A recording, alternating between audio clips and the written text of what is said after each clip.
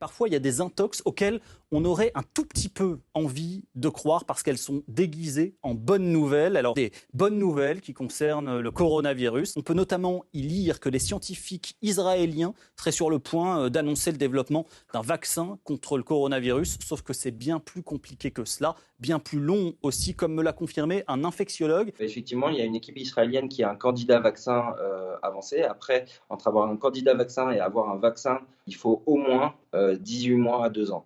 18 mois à 2 ans, qu'est-ce qui est si long? Il y a différentes phases pour avoir l'autorisation d'utiliser un médicament. Il y a les tests de dose sur des volontaires sains, puis il y a les tests de sécurité où on administre le vaccin et on regarde l'absence ou l'existence d'effets secondaires et qu'on grade en fonction de leur fréquence et de leur gravité. Et ensuite, il y a des essais cliniques randomisés où on vaccine des gens et on regarde s'ils développent la maladie ou pas en cours d'exposition. Et une fois qu'on a ça, il faut produire.